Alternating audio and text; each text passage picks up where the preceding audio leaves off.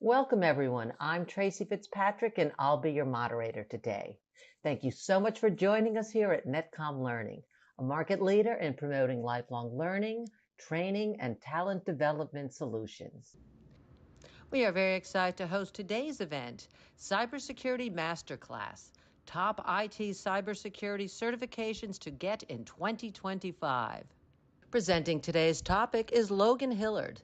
Logan is a cybersecurity instructor with over 4 years of experience and has worked in multiple security projects.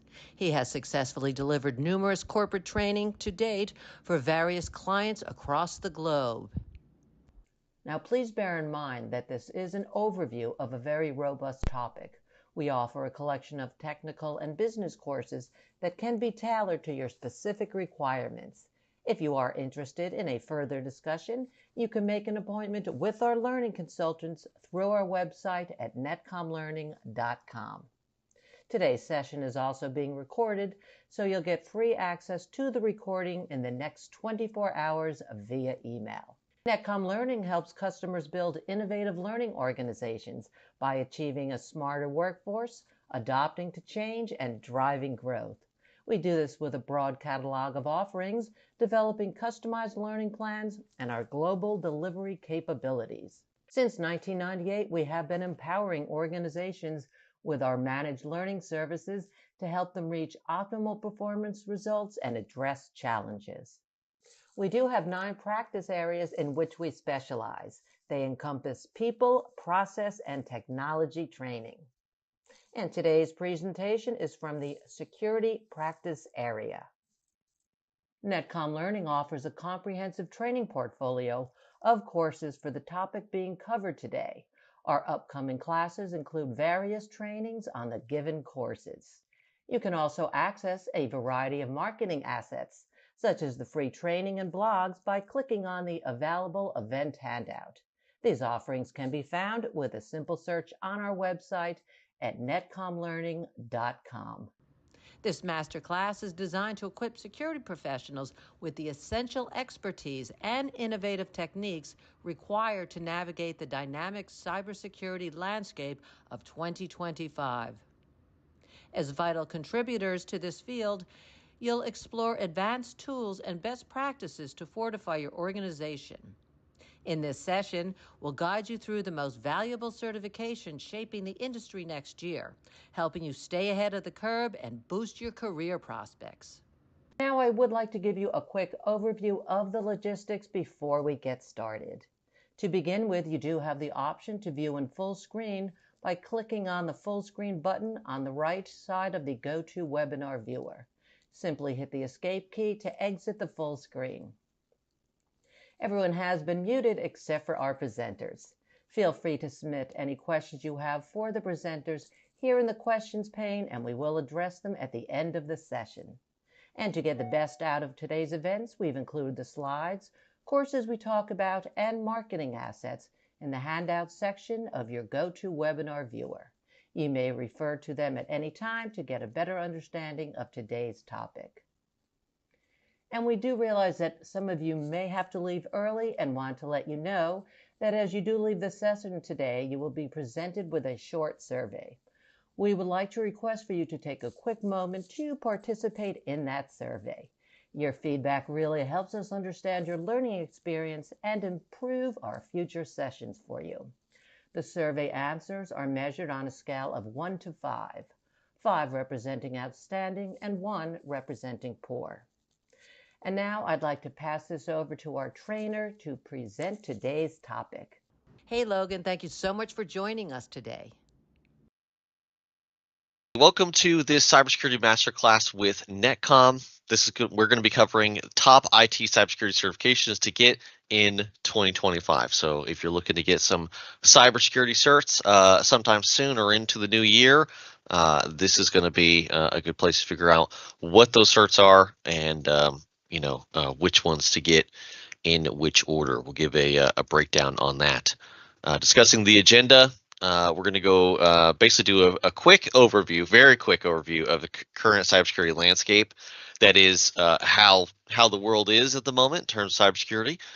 We'll talk about some recent trends in cyber threats. as well as the role of cybersecurity professionals. So when you go into the industry, what we kind of expect everyone to be doing. Career benefits, industry demands, and core competencies of several exams. So if you're looking to, again, understand where those exams are, what they require, that's what we'll be talking about. How certifications incorporate hands-on labs and scenarios, just a little bit more detail on those exams. And then, of course, a case study on impact of effective cybersecurity measures on organizational security, discussing how organizational cybersecurity can help prepare an organization for cybersecurity threats. Right. So, overview of the current cybersecurity landscape. So, just to give everyone a brief rundown on what the main teams are from a cybersecurity perspective.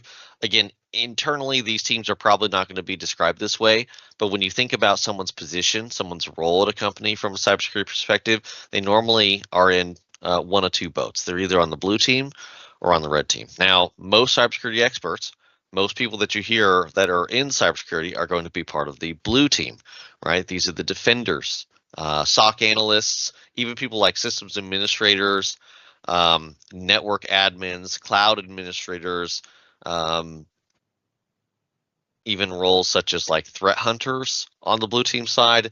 These can all be considered blue team, again, known as the defense of the organization. These are the guys who are watching the seam.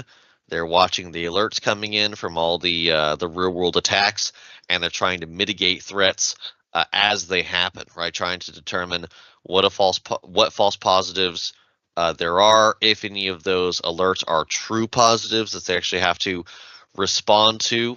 This is the life of the blue teamer, and it's never ending, right? It's not just we watch it for a few hours and we go home, we call it a day. SOC analysts, this type of work is 24/7 on rotation, right? So you have teams of people working on defending the organization, and that information is monitored 24/7 in most situations because it has to be, right? Otherwise, you're just not quite doing it right. It is a reactive a type of cybersecurity posture, and we'll talk about that here in a bit. Now, the red team are your attackers. Again, I'm not saying that the people attacking your organization are red team. What I'm saying is that anyone who is on the organization's side who is performing red team activities would be doing something like an attacker would. So there are red teamers, often auditors, pen testers, more advanced red team related scenarios are known as threat emulation. So basically attacking an organization and looking like an APT. You also have purple teams, right? So purple teams are basically when red teams come together to help blue teams understand how their tools operate and how to make their tools more efficient and to block more real world attacks. So again, that's the red teamer is testing the organization by performing real world attacks against that organization to try to see how the defenses stand up, right? The blue team, they've maybe built the defenses or at least monitor the defenses, but how good do those defenses really perform, right? Because the blue team is just watching. They're playing defense. They're blocking things as they happen. But the red team may say, well, can you block this, right? And that's kind of the difference between the two teams. So with that in mind, both of these teams are on the same team. They're all working for the same organization, trying to increase the cybersecurity posture of that organization. But again, they do it in two very different ways. Okay. So this is kind of a breakdown of a lot of the things that you would see that I've also called out here. This is essentially how an organization prepares themselves for cybersecurity threats, right? One of the first things they work on is compliance, of course, right? Compliance is one of those things where, every organization does it, even if we don't necessarily like doing it. It is normally a hard requirement, something that is actually required for the business, right? So business needs, let's say we're in a specific industry, we're going to have compliance for that specific thing, right? HIPAA for healthcare, There are a lot of the things like the CMMC for government contractors and the like. Again, it's not necessarily going to be fun, not necessarily going to be something that we like to do, but it is very important to do so that we can actually do business, right? So we can get everyone paid. That's full on blue team work. That's not red team work at all. And your auditors and things like that, you can actually kind of think of this as like a non-technical cybersecurity component of the organization cybersecurity posture, because most of the time, compliance is actually just an interview. Now, there are some compliance that takes a little bit further and says, okay, let me validate that. But for the most part, the auditor is having an interview with someone and checking the boxes, right? Do you do backups? Cool. Do you do full disk encryption? Cool. And if any of that needs to be validated, verified, they'll go through that process and make sure that you are compliant. Right now, again, compliance is just that bar, right? It's just that bar. So it doesn't mean that you're going to be in a really good cybersecurity posture just generally, just because you've done this, right? That's not really how it works. You have to not only perform compliance to do business, right? But you also have to perform compliance so that you can um,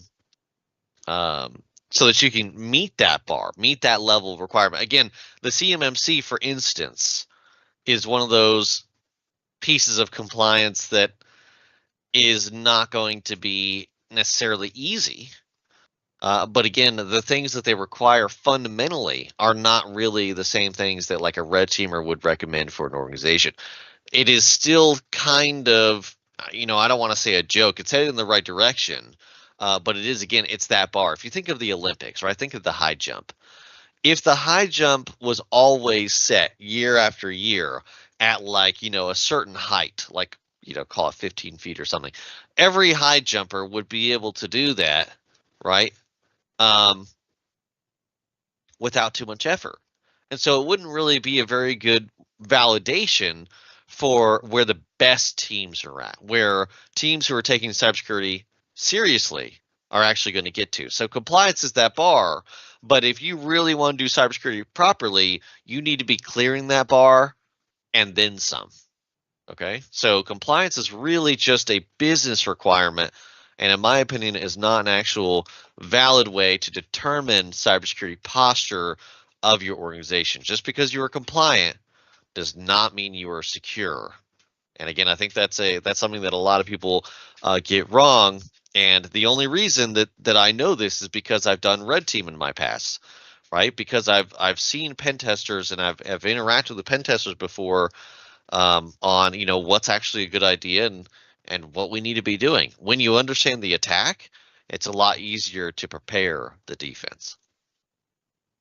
Okay, so hopefully that was a good representation of where compliance is these days, the current cybersecurity landscape. Training users, of course, is a really big part of your cybersecurity posture. Basically, every single real-world attack, especially as attacks get harder and harder to complete, because of cybersecurity tools, EDR, SIEMs, things like that. Training users is becoming more and more necessary for a secure cybersecurity posture, because without trained users, phishing and social engineering attacks become a lot more prominent. And right now, according to Mandiant, cybersecurity attacks are almost always precipitated with a social engineering engagement. So a real world APT, right, an advanced persistent threat, read nation state, is going to be attacking your users first, not your computers. Okay, it is much easier to attack your users than it is to attack your computers. Let me explain. So if you have a Windows computer, right, by default, it's running Windows Defender, a free version of Windows Defender that is actually pretty good. You could call it EDR Lite, EDR being endpoint detection and response. This is like antivirus, but on steroids. So your EDR Lite of Windows Defender running on Windows is actually quite good.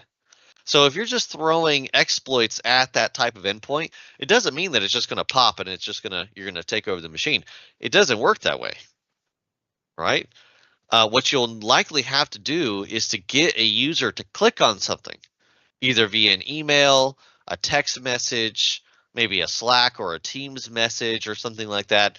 There are a variety of ways to interact with users nowadays, which is actually a positive for attackers. And so users need to be trained on what to look out for. Even further, in a way, not only can you perform user training, but for things like Slack and Teams, especially Teams, you can actually lock down access to new chats from people who are outside of your organization, right? So you can actually have it where your administrators have to whitelist every organization that's going to be interacting with you over Teams.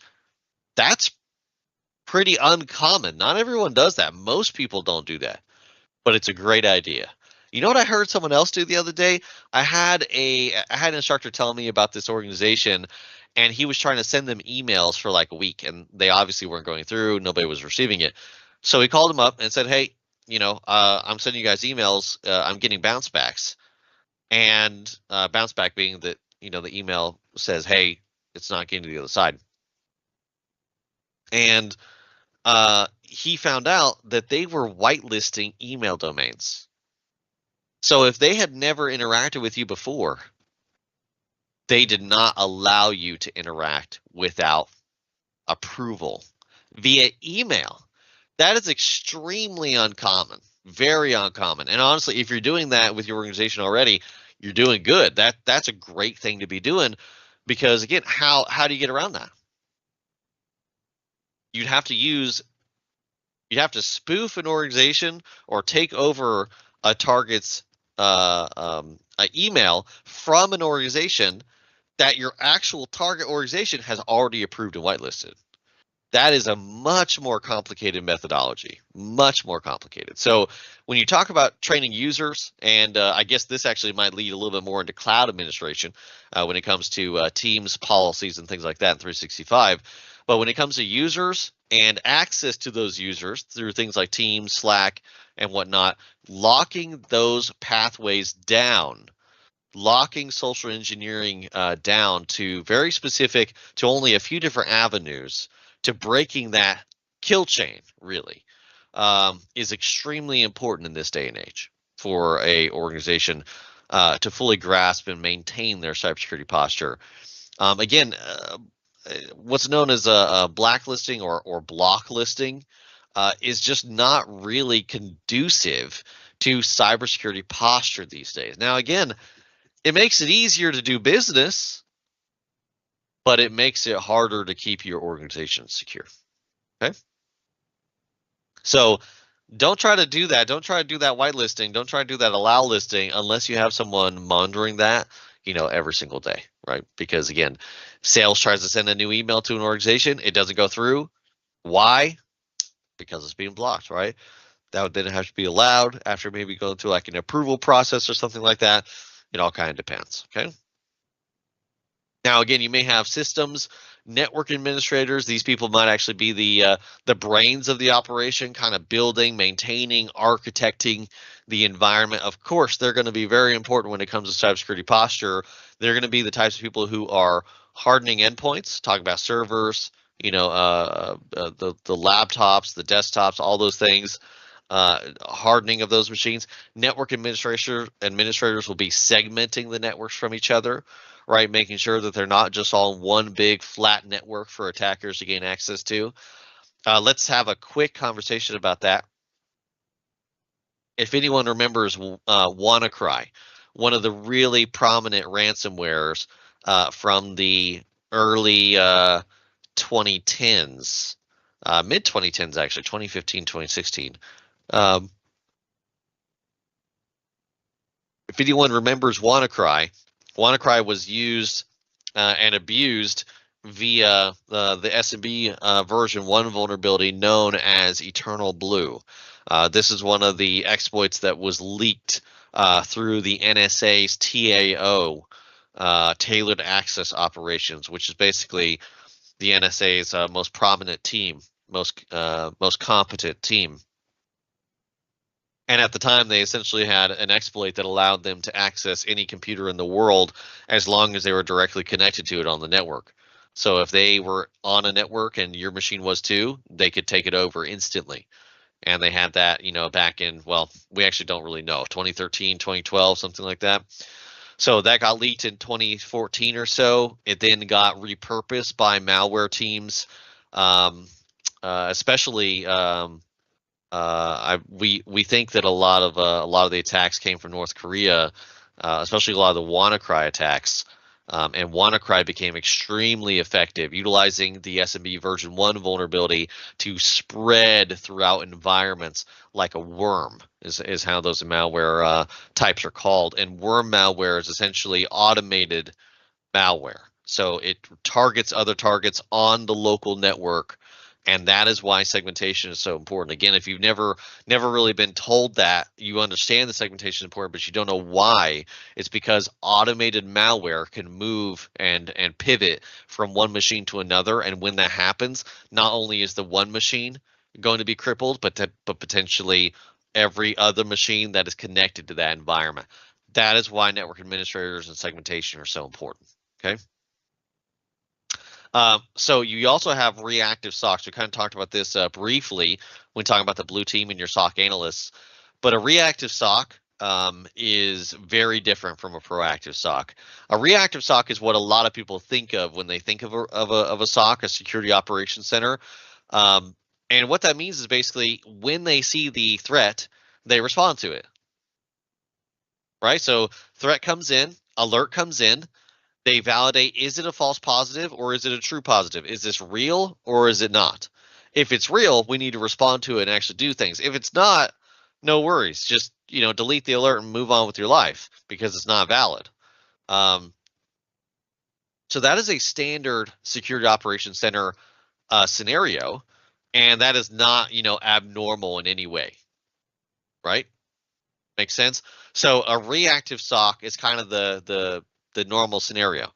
A proactive SOC is one that actually includes individuals that can perform certain levels of validation through things like threat hunting to actively search their environment for attackers. And what I mean by that is not in the same way that a reactive SOC would search for it with automated tools running on all the endpoints and things like IDS, IPS running in on the network side. Proactive security operations centers are going to be performing threat hunting, which means the attacker is assumed to be in the organization, in the network, but they are not currently known. So a threat hunter is looking for something, a potential attacker that has bypassed all of their security controls. So just put that in perspective for a second. Think about that. A threat hunter is looking for threats that are currently not visible. So this is kind of the difference between a reactive SOC and a proactive SOC, is that reactive SOCs cannot search for those types of threats. And you could call that you could call those either unknown knowns or potentially unknown unknowns in terms of the types of threats. You have things like known knowns. Those would be signatures. Antivirus could block a known threat, right? You have unknown knowns, right? And this would be things like we don't necessarily know what the threat exists, but we understand its design potentially. It's the TTPs that threat is using, the tactics, techniques, and procedures, right? Looking for things like IOCs, indicators of compromise. This is what the blue team is actively doing when they perform proactive cybersecurity operations. And again, this is normally done with something like a threat hunter. A threat hunter is going to be able to give the organization that capability. All right. And again, what I really want to show off here a little bit is that these organizations, these methodologies, this cybersecurity posture mechanisms here are almost um, solely done by blue teamers. Okay, now that's not necessarily a bad thing, but this is the current cybersecurity landscape.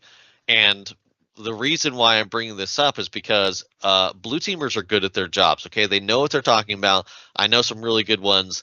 They talk circles around me in terms of current threats and things like that. They're very good, but they don't think about the attack from the attacker's perspective. And because of that, they can sometimes get stuck in the blue team mentality of, well, we need to be doing everything by the book. We need to be doing all these different things. When in reality, the things that actually matter are things that directly stop the threats, right? So the kill chain, the cybersecurity kill chain, first innovated, created by the United States Air Force. The cybersecurity kill chain is basically this idea where you go from the reconnaissance all the way through post exploitation, and you're trying to find individual parts of that process that you can block, right? And if you can do that, then you can stop the attack. And the way that you need to do that is you need to understand what the attack looks like, how the attack happens, so that you can block specific attack points along that kill chain, right? This is how you stop real world attackers, real world threats, and this is how you increase your cybersecurity posture for your organization. It's not through compliance, it's not through just training users, it's not just through cloud administration or systems administration or network administration or even a reactive SOC. You need to start having things like proactive SOCs where they're actually searching for real world attackers, sometimes with real world attackers actually on payroll, so they understand what to look for. And then even further, things like pen tests and the like. Bringing in red teamers to validate your cybersecurity posture is a very, very good methodology. It's what I would recommend to almost every organization because the red teams are going to be a little bit more competent, capable even when it comes to understanding what an attack looks like and how to respond to that attack, right? If I said, well, how would you block a man the middle attack if you had an attacker on the inside of your organization? If you weren't telling me that you need to be blocking things like NetBIOS, LLMNR, and MDNS, then you're not thinking like a red teamer, right? If you're not talking about things like, if you're not saying, well, how would you prevent a farming attack? If you're not discussing things like utilizing DHCP guard on the switches, again, that's kind of what we're talking about. And again, that's a blue team methodology in terms of the response, but to understand what response to use based off the attack, sometimes those two ideas are separated in a blue teamer's mind, right? Hardening isn't necessarily utilized to block specific attacks. It's just a methodology. It's just a process. For a red teamer, I think of the attack, and then I think of each individual step to block the attack to prevent it. I don't care about whether or not something is hardened through STIGs. I don't care about whether or not you're running the latest and greatest operating system even necessarily. What I care about is how do the attackers operate and how can I block those attacks? That is the difference between the red team and the blue team methodology, in my opinion. Okay. And again, you have a little bit of detail there on exactly which piece of the puzzle that each of these are kind of covering. And you can see some of the stuff that we've already talked about here. Again, getting ahead of myself, but some things that each individual section will be touching on. Again, hardening, segmentation, things like IDS for network admin, the reactive SOC utilizing seams, which are like, basically the SOC tool is known as a seam. EDRs, which are going to be your antivirus on steroids, and then your proactive SOC is going to include threat hunting, pen tests, and other types of audits like purple teams and threat emulation. Okay. So again, you bring in some red teamers, they perform a threat emulation engagement against your organization. They pretend to be an actual APT. They model an APT. It's sometimes known as threat modeling. They model an APT. They create a methodology of attack based off that, and then they try to utilize that attack methodology against your organization, and you try to defend them. And if you can't, then you learned a whole lot. You're going to learn a whole lot about how to increase the cybersecurity posture of your organization by responding to those threats real world. All right. So there we go. Let's talk about recent trends in cyber threats and the role of cybersecurity professionals. So there have been a lot of cybersecurity threats.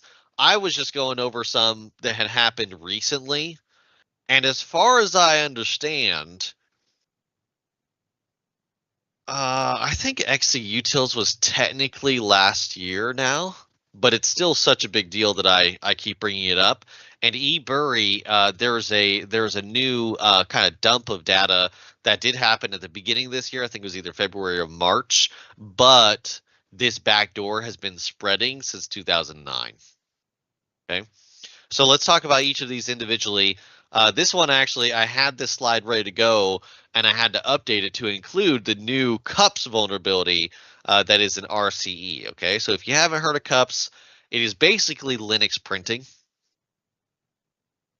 There's one organization of people who are in charge of the CUPS protocol, and as far as I understand, the CUPS protocol is not a very well designed protocol. And because of that, there are quite a few vulnerabilities that are found in that protocol, and the latest of which is an RCE. Now, if you're wondering what an RCE is a remote code execution. This is a 10 out of 10 critical vulnerability. It is the worst type of vulnerability that you can have on a system. Okay, if you're thinking about basically a backdoor that an attacker has to your system that they can at any moment gain access to your system, that is what RCE is. Okay. Now again, the CUPS protocol and the port that it's listening on and being hosted on needs to be accessible for this attack chain to be possible. But that's all that it takes is access. Once you have access, if let's say that you're like an insider threat or you're an attacker that has gained access to the internal environment, it's all over. If a machine is running CUPS, that machine is owned. As far as I understand, there are still no patches for this vulnerability. Still, and this dropped like last week. It's not good. Not good. Okay, so as the time of this recording, October 4th, 2024, there is like an active RCE for CUPS that is just running amok in the real world, and this is just cybersecurity. If you don't know how this works or if that sounds scary, this is just normal. This is normal behavior for cybersecurity. It's just a little bit unfortunate that we don't really have, because of how small some of these teams are, because of how complicated some of this code is. The code base can't just be like refactored and re-engineered to be more secure. It's just not possible. And anyone that would need or want to do something like that, it would cost them a lot of money, many man hours to really resolve that problem. Okay. And even then, it may not be resolvable with that protocol. It may have to be completely redesigned from the ground up. Who knows? Only developers who look at that code would really be able to tell you what needs to be done. Okay. So, the XCUtils vulnerability, also known as the libLZMA supply chain vulnerability. If you haven't heard of this one, okay, this is the scariest vulnerability. This is the scariest attack that never happened. Okay. We got lucky. Every single person that's listening to this call right now, if you can hear my voice, if you can hear what I'm saying, we got lucky. This could have been so much worse. This could have been. You think that CrowdStrike was bad, okay? You think that CrowdStrike was bad. This would have been on par with the CrowdStrike vulnerability. And it could have been worse than that, honestly, because the result of the liblzma supply chain attack was that essentially an attacker, a real world attacker, potentially a nation state, probably a nation state, would have had access to every Debian system on the planet. Now, Debian is a distribution of Linux, right? If you think of like Ubuntu, Ubuntu is a Debian machine. Kali is a Debian machine. Arch Linux is technically Debian. There's a couple others that I think would have been susceptible to this. But essentially, the the the real world, the fact of the matter is that we had one person on the planet notice that something changed after an update.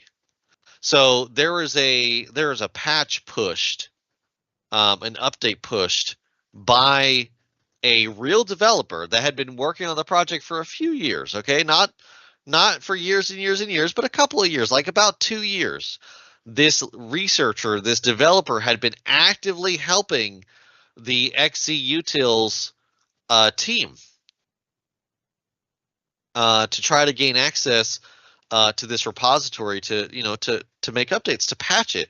And basically there was a social engineering engagement utilized against the maintainers of XCutils. And they literally got the people who were maintaining this stuff for free, by the way. These people are just devoting their time to make sure that these things are done properly. This is a library. liblzma is literally a library of functions that are mostly utilized for compression. So whenever your web page, your website, your device, your Linux machine, whenever it goes to compress a file through almost any means possible, anything that you can really come up with, it's using liblzma, the XCutils set of binaries, to perform that function, right? To allow that. So basically, they berated the maintainers of this library and basically convinced them that they should allow more developers to get added to the project because they weren't developing the project fast enough. So they used social engineering techniques to basically force the developers to add a malicious developer, an insider threat, to that repository. And then that insider threat maintained it properly with nothing bad for 2 whole years before pushing a vulnerable patch that then got approved because nobody looked at it. And they eventually were able to upload a backdoor that was encrypted, and encrypted, it's called an encrypted blob, which means it's just a section of storage. It's a storage location, and it encrypted itself in the blob, and then it took a key as well, and it took both of those into memory, and then it decrypted itself in memory and then executed directly from memory. So whenever someone went to go look at the code, it was all encrypted. It only decrypted itself once it was actually executed, right? So it was difficult to even notice. But the one thing that stood out to a single developer here, guys, okay, I literally mean that the world could have been turned upside down if not for this one guy. He was a Microsoft SQL engineer, and he looked at SSH logins, and he noticed that after an update, that his SSH logins were 0.5 seconds slower. That is what told him that there was a problem.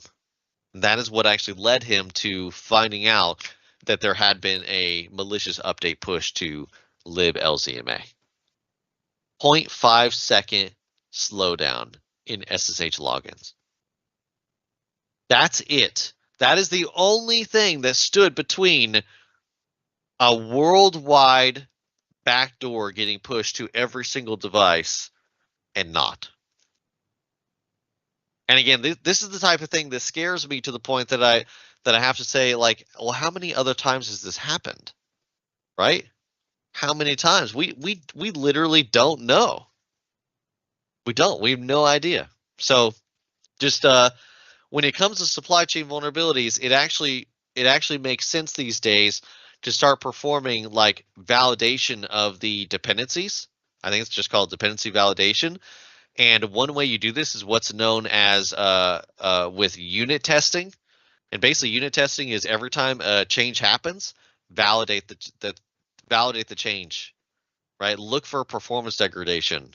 Look for literally anything, because I don't even know that the developer, the malicious developer, I don't even know that they understood that it slowed down the SSH connection. If they would have, maybe they would have made it more complicated to see, you know? And again, if you can't see,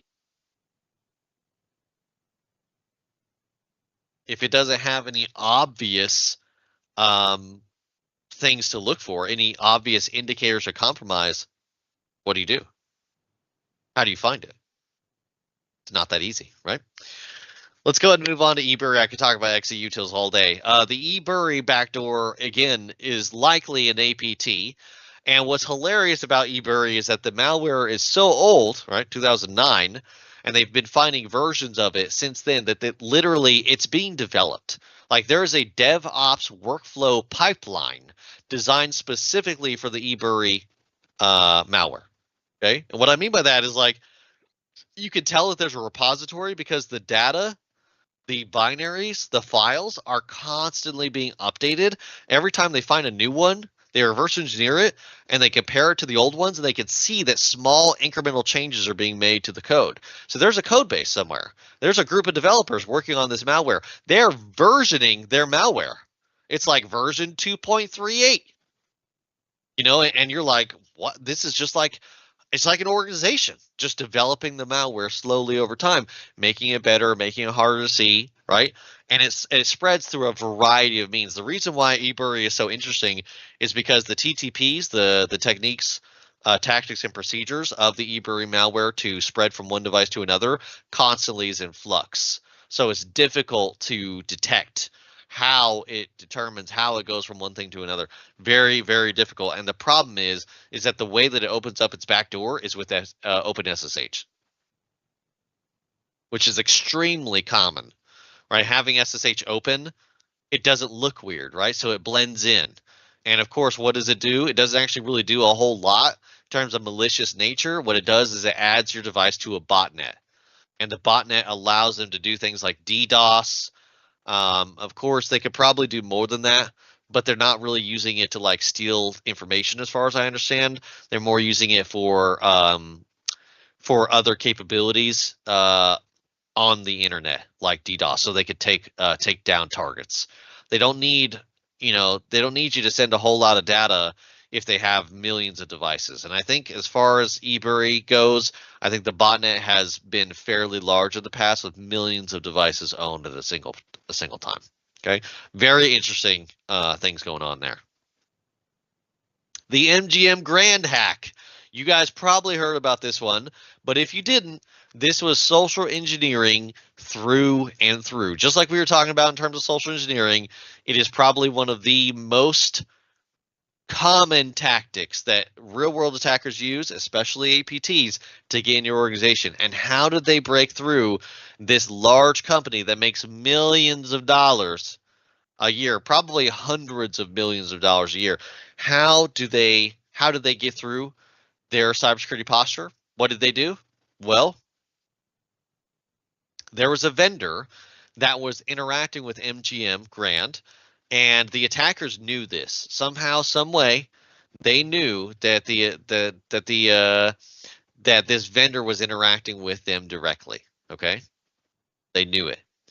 Now, what they did is they pretended to be that vendor, and they called into the MGM Grand help desk, and they said, "Hey, could you please reset the administrator credentials for our vendor?"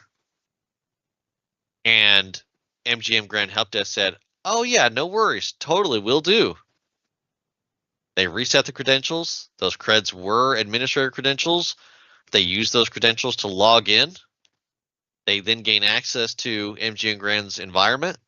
They then ransomwared everything, as far as I understand. And then MGM Grand had to rebuild from backups, and that took over a week. And every single day, they lost millions of dollars. I think they were losing almost $10 million a day, and I think they were down for almost 7 business days. So I don't know if the CISO or the CTO got fired or anything like that. But I do know that the current CISO after the incident, whether that was the previous CISO or not, after the incident said that they were going to be taking cybersecurity posture seriously and they were going to start spending money. But what's hilarious to me is that these organizations do not understand that if they just would have spent an additional $1 million a year, just a year, on their cybersecurity posture, they probably would have prevented this. Instead, they spent millions of dollars a day just recovering. And now they're going to spend millions of additional dollars because they're now responding to that threat. They're overdoing it now. And they're going to be buying all the tools. They're going to be buying all the training.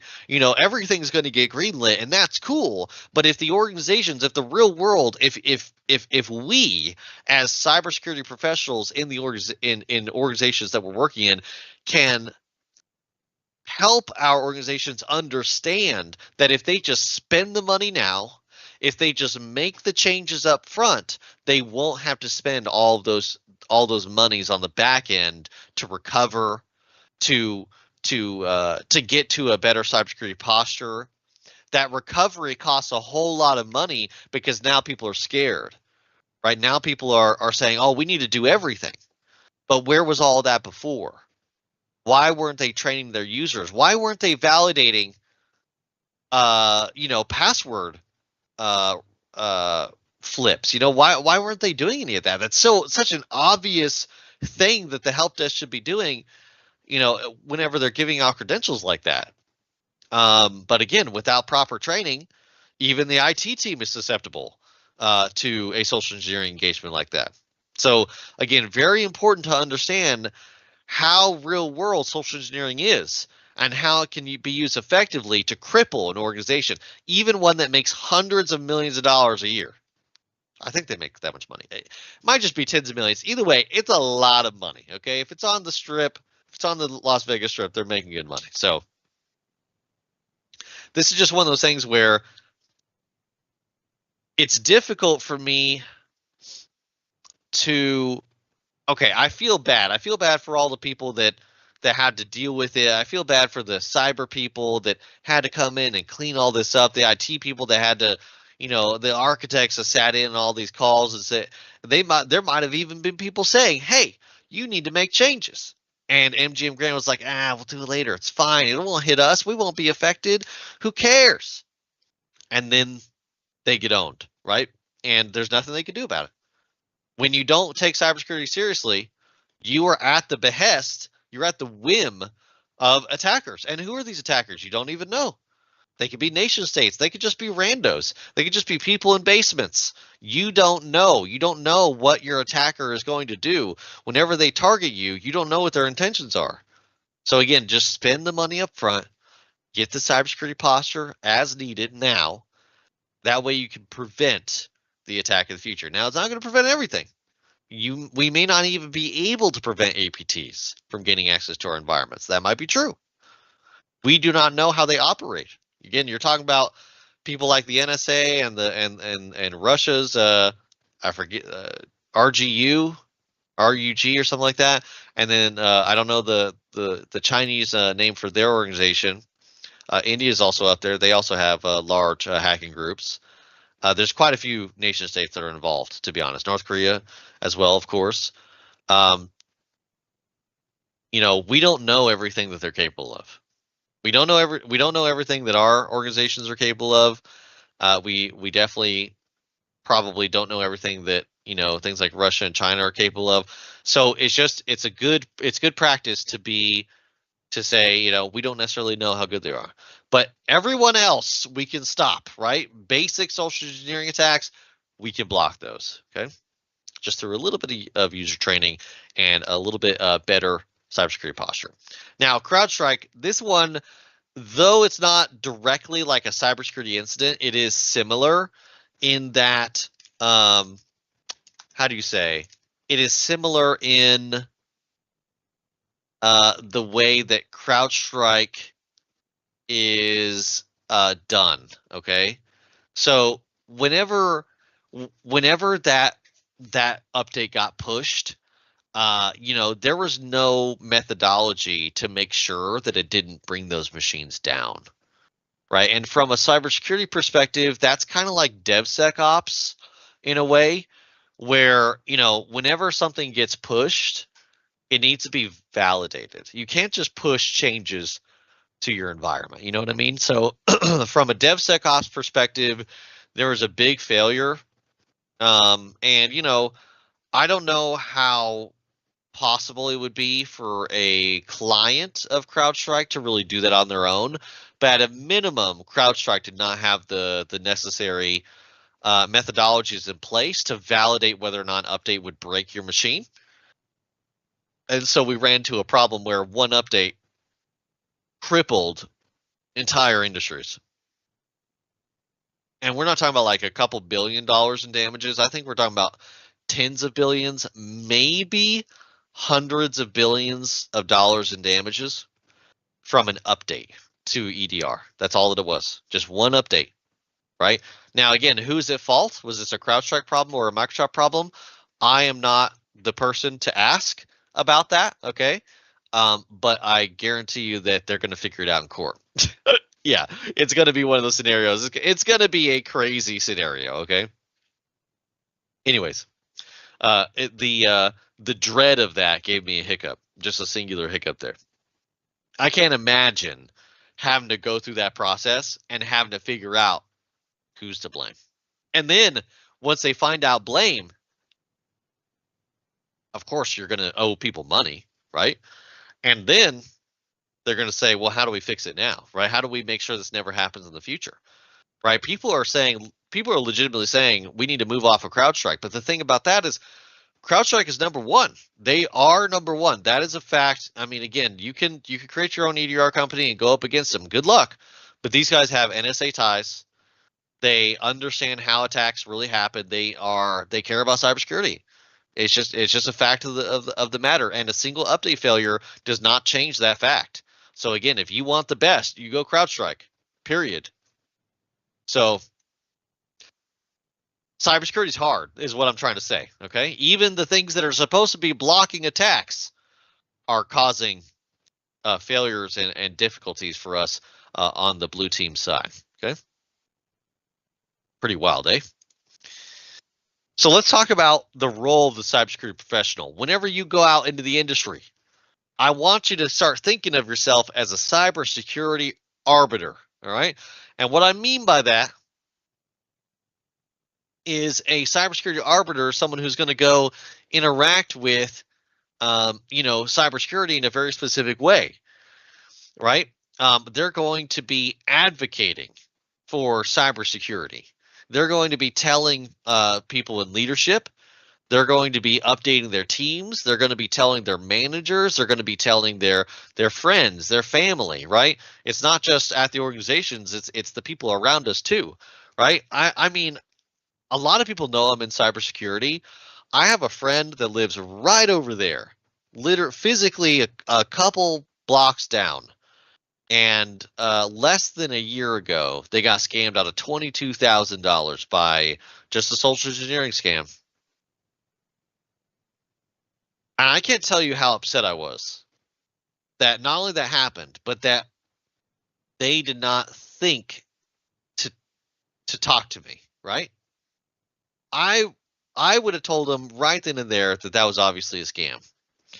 But because they are in many ways ignorant to what scams look like, to what that process sounds like, to whether or not any of that is even necessary, right? That is the type of scenario where people can get social engineered and they won't really know what to do.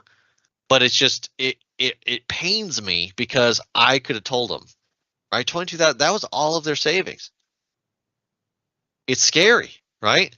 But again, if we don't try, right, the question then becomes, if not us, then who? who cares about this, right? Who cares about people getting scammed? There's really no one out there that's like, hey, if you get scammed, call us and we'll help you. No. Like, what do? Oh, you got scammed. Sorry, happens. In this day and age, happens to everybody.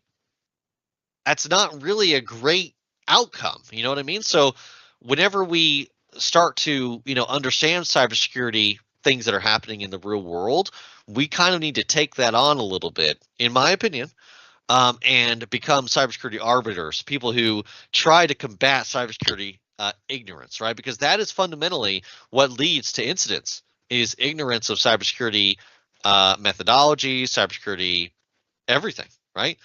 It is the thing that leads to incidents, without a doubt. And by increasing awareness, we can create a scenario that has less incidents overall. We can do that. We can be the change that we want to see in the world by bringing that awareness to people. Again, anytime I have the capability, the opportunity, I talk about cybersecurity all the time. Yes, of course, I'm a little bit, I care about this industry. Obviously, I'm a little bit, you could call me passionate, I think would be a fair statement. Um, but again, it's really just about, I know that people don't know any of this, right? The general population and even people in IT and cybersecurity are not necessarily fully aware of not only what's happening, but of the gravity of what's happening, right? Being able to have that conversation about all the types of cybersecurity incidents that are affecting real world organizations, that's, not most people can do that. Most people just understand, the more the basic stuff. And of course, not only does it save companies money, but it helps keep your clients secure. And in a way, even further, it helps keep those jobs secure. You know that organizations can go into bankruptcy through a cybersecurity incident? It happens. So a failure to meet cybersecurity obligations for an organization could lead to the loss of jobs for innocent people working at that organization, right? Did Becky in HR deserve to get fired because the leadership was not spending money on cybersecurity operations? No, it's not. It's not Becky's fault, right? That's not how this works. They're just an innocent, bystander in the game of cybersecurity. And in my opinion, if we can reduce that risk by increasing cybersecurity posture, by advocating for cybersecurity resilience and increased cybersecurity controls at the organization, if we could do that, we should. If you are in leadership and you have the capability, the potential to listen and to advocate for your cybersecurity professionals that you are already paying for, hopefully you have some on staff. If you're capable of listening to them, then you should, right? And you should take their advice, uh, realistically, critically think about what they're trying to tell you and bring that to the rest of leadership to get that approved for the budget. Okay. Because again, you're not just paying them. They're not just telling you those things because they want to. They're not just saying, hey, you need to spend $250,000 more a year just to get a SOC up and running because it is the bare bones basic requirements for a reactive SOC. And that is just the beginning. That is the type of thing that a blue teamer will tell you need to do, or even a red teamer will tell you need to do. And if you don't do that, you're not really taking cybersecurity seriously. And you might be saying, isn't $250,000 kind of like a lot for like a medium-sized organization? Yes, but it's expensive. Cybersecurity operations are not cheap. If you're making a few million, you should be able to find the budget. Okay, even if you have to start small, start somewhere, do something. Don't just be like, it's not going to affect us.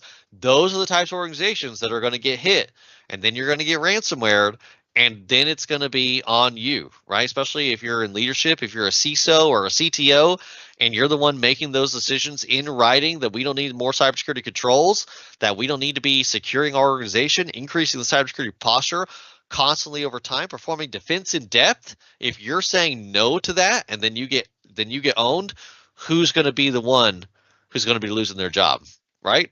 In a way, that's the whole point of leadership. A CISO is literally designed, that role is designed to get fired in the event of a cybersecurity incident. Who takes the fall whenever an organization gets owned? CISOs, right? Maybe CTOs, but mostly CISOs.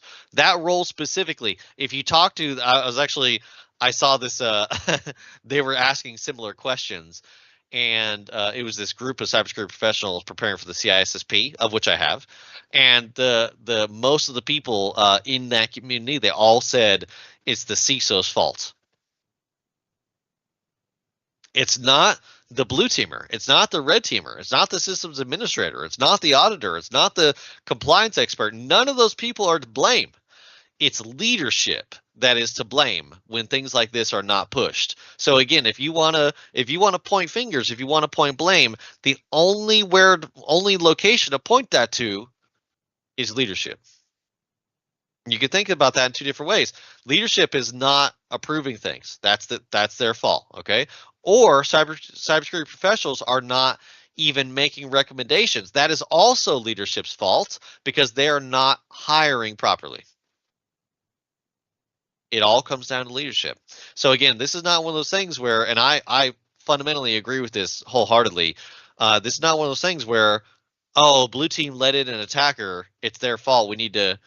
Heads need to roll. We need to fire people from the blue team. No, that is not how this works. That is not how cybersecurity works at all. Fundamentally, just not realistic, not congruent with the real world aspects of cybersecurity in any way, shape, or form. Leadership is to blame whenever blue team doesn't block things. Okay, the CISO is to blame. So if you want to become a CISO, just be aware that if you're not listening to your team, and then you get owned, it's completely your fault, like 100%. Okay. If you're not hiring properly, there could be a couple people to blame, but still generally going to be leadership's fault. All right. So let's go ahead and take a 5-minute break, and then I'll start on the remaining topics after the break. Sure, we are now going to take a 5-minute break, but before we do that, we are going to launch a quick poll that we want to invite you to participate in. Doing so helps us know how we can better serve you by telling us who might be interested in more information or in taking some additional training. In addition, we have a lot more informative webinars coming up, so please go to netcomlearning.com/webinars in order to register.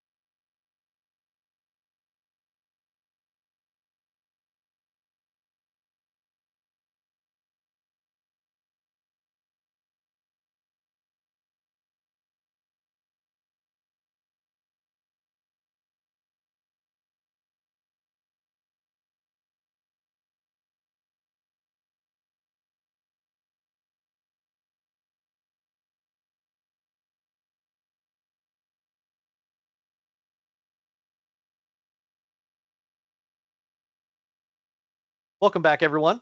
Let's continue from where we left off. So let's kind of move on a little bit here to career benefits, industry demands, and core competencies of several of these exams. This will probably be what we talk about for most of the rest of the time here, along with a couple things at the end.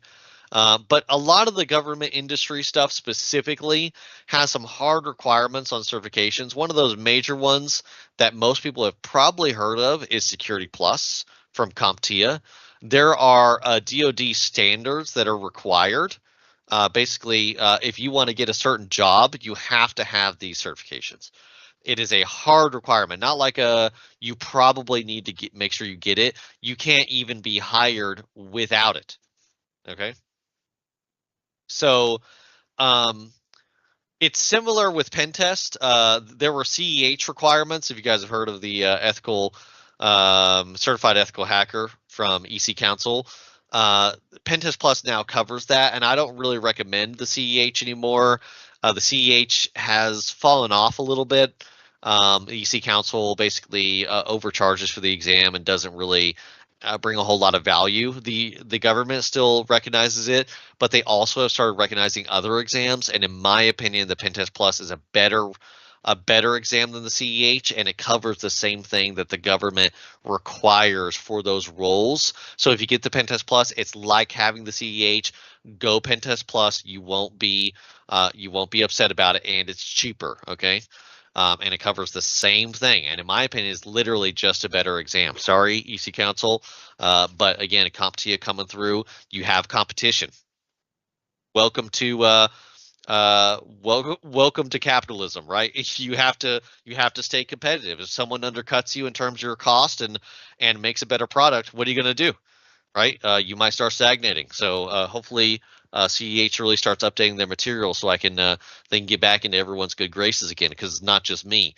The CISSP, this is also another really big deal because it's more of like a management, like top-down cybersecurity certification. It allows you to understand things like frameworks, compliance, like how to organize cybersecurity posture for the organization as a whole, rather than just fixing individual techniques, more like Security Plus and Pentest Plus would cover. CISSP are more top-down. Those are more bottom-up in a way. All right. Security Plus is really just the language. Same with Pentest to a degree, but they both cover a lot of really good technical things as well. Okay, so those are going to be some of the requirements, some of the demands of the industry, some of the benefits of getting some of these cybersecurity certifications are, of course, it's going to open up new opportunities, right? If you go on the government side, crazy opportunities. If you get Security Plus and like maybe a couple other exams, you can actually go overseas and work in the Middle East, and you can make really good money. If you're young and you don't have a family, you could easily make like 170 to 250 because of things like hazard pay, because they'll send you to like war zones and things like that to do technical operations and things like that. And you obviously probably won't be on the front line, but you may be at like a base, and you can make a lot of money doing that. There's also opportunities that require things like secret and top secret clearances, of course, and those obviously pay better, and they have less stringent requirements because there are less people with that clearance capability. So if you have the clearance and you have the certs, huge opportunities are going to open up for you, huge in the government side. Okay. It also just helps you develop, standardize a baseline cybersecurity skill set. If you're trying to get into the cybersecurity industry, take some certs. I don't recommend that you go to school. Okay. Don't go to like a college. Get some certifications, get some real world experience, and you will never look back. You don't need college credits. You don't need a college degree to get into cybersecurity. Most people are self-trained. Most people don't even have cybersecurity certifications, especially those on the red team side. And again, I'm not talking bad about blue teamers here, but red teamers tend to be more technical than everybody else. And most of them don't have any certifications because they don't believe in them. And they don't have any schooling because they probably don't believe in schooling either. Most of the people that I interacted with, especially on the private sector side, they didn't have any of that. They were just pen testers. They just knew how to hack systems, and that was it. And yeah, again, if you tried to check them on their knowledge, they would end up checking you. And of course, if you're trying to get if you're trying to perform hiring, right, the benefits of these certifications is that from like leadership perspective, you can look at this as it being a form of validation for skill sets for your new hires, right? If you're trying to hire more people, increase your cybersecurity posture by bringing on some professionals, paying for that salary, right, which is a very good idea, highly recommend that, then you can use these certifications as a validation for that skill check, right? Do they actually have the skills? Did they pass the certs? Not always one-to-one, okay? This is why pen testers don't always like certifications, but it is a pretty good place to start. At a minimum, they'll have the language down. At a minimum. Okay. So let's talk about some of these cybersecurity exams in a little bit more detail, and then we can go from there. All right. So the Microsoft SCI or the security pathway for the Microsoft certifications. These are, as you can see, there's a little breakdown of all of them over here on the right, and a lot of them actually have exams that are associated with them. Not all of them. The applied skills at the end, I don't think have exams. And then that first one, concepts of cybersecurity and the governance and protective sensitive information in the age of AI. I don't think those ones have exams yet. I think they will in the future. But the other ones, SE 900, SE 200, SE 300, 400, AZ 500, and the SE 100, of those, I have my SE 200, and it was a very technical exam, very technical, very difficult to pass, because you have to learn things like custom query and Microsoft Sentinel and the like. But Microsoft has a lot of these core security training exams, and they cover a lot of the stuff that would be necessary for you to understand cybersecurity models with Azure, right? With the Microsoft CSP platform, cloud service provider platform. So SC300 is going to be identity management, things like Entra ID and the like. SC400 is going to be compliance, so things like 365 data with Purview, right? And then AC500 is going to be implementation of security controls and understanding security posture across the organization as a whole, including like applications and things like that. And then SC100 is basically everything: cloud adoption framework, well architected framework, Microsoft cybersecurity reference architecture, basically a top down approach to design and modeling. SE100 is kind of like the most complicated. It's the architect level certification for Microsoft. SC200 is more like the SOC analyst. If you really wanted to train someone on the Azure platform for a SOC analyst role, they would get the SC200. And again, that would be maybe level 2 or level 3 even, because it's more complicated. There's something like the SC300. Again, it doesn't always make sense when you think about, where is the SC300 going to be in terms of difficulty? Like, is it harder than the SC200? The answer is no. The SC200 is going to be more complicated than the SC300 and the SC400, and probably the SC500, but I don't think it'll be harder than the SC100, just because that's that architectural, that expert level training. Okay. And again, it's going to be talking about all of their themes, their Microsoft Defender 365, now known as Microsoft Defender XDR platform, as well as Microsoft Sentinel and the like. Okay. That's what all of those certifications are all about. If you're looking to go Microsoft and you want to understand cybersecurity from Microsoft perspective, this is probably a good methodology, a good way to go. Now, AWS also has their own certification for security. Theirs is known as AWS Certified Specialty. And again, it's going to be some of the basic stuff. As far as I understand from a CSP perspective for cybersecurity operations, AWS is more of the, they're actually going to be their methodology is let other vendors kind of take care of it. And what they do is they allow those vendors into their space, into their ecosystem, and it allows you to choose which vendor you want. So if you want to utilize, I don't know, like Sentinel-1 or something like that, or even CrowdStrike, probably, inside of AWS, they will likely, I think, have a tool, an application that you can just utilize. right? And now you can start using that in your environment. But AWS doesn't really handle that on their own. They provide a methodology for you to interact with other vendors to handle it together, right? Whereas Azure and Microsoft, they all kind of do it in-house. They have their own system, their own platform for it. AWS allows other vendors to come in and kind of like add to their platform by providing you the capability to say, I want to use these guys for my EDR. Whereas Microsoft is like, well, here's an EDR platform. Here's an EDR product. You can use this anywhere. Microsoft says you can use Defender for AWS, for Google, for Oracle. All of that is allowed. But AWS says you could use anybody. Right. So Microsoft kind of gives you a platform. AWS kind of stands back and gives you access to an ecosystem, right? Pretty interesting separation in design, really just because I think AWS didn't have any of that like in their wheelhouse. But what they do have is they have connections in the industry and they can get people involved, right? So again, and this will kind of cover some of the basic stuff that is possible, like data protection mechanisms, data encryption, things like data storage. I'm sure that they would cover, like everyone has probably heard of AWS Glacier. It's like a cold storage that they utilize. That's really, really, really cheap. Those are probably types of things that the AWS certified security specialty certification would cover. Okay. The ISC squared, CISSP, and CCSP. These are kind of similar exams. They're a little bit different generally, but the CISSP is the most well-known one here. This is the one that I have.